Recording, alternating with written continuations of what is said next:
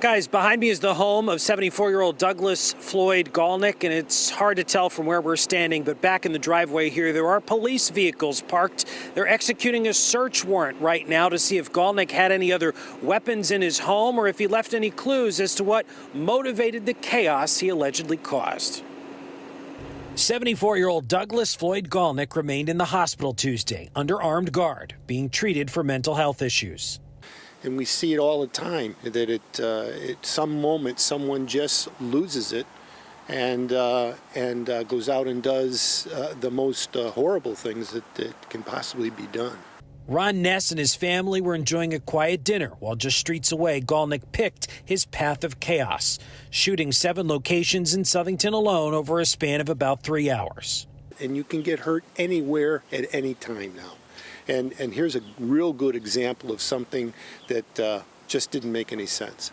Police trying their best to make sense of it. Some of these connections go back 20 years and people haven't seen them. The newest shooting location on the Meriden-Waterbury Turnpike. That's Palumbo Service Center. And they discovered yesterday, during the course of our investigation while we were out at those homes, that they had also received approximately 12 to 15 bullet holes that were into the front of the building. Off camera, the service center owner told us he did some recent work on Gollnick's car. And he has a affinity for cars. Nicholas Agelli's stepfather owns Palumbo Service Center. He is also Gollnick's neighbor. I mean, I saw him the other day walking down the street in the rain. I thought that was a little strange.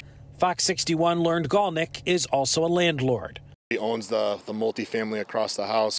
Also Tuesday, Cromwell police confirmed Gollnick shot up the Church of Jesus Christ of Latter-day Saints, where he was a member.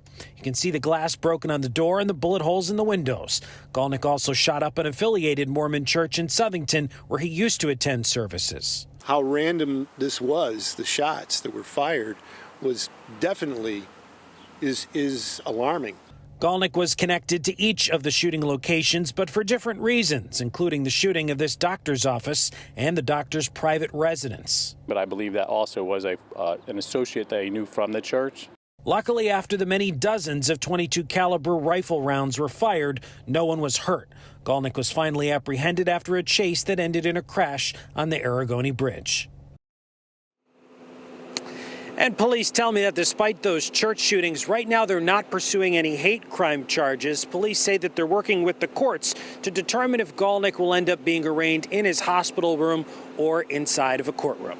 We're live here in Southington. Matt Caron, Fox 61 News.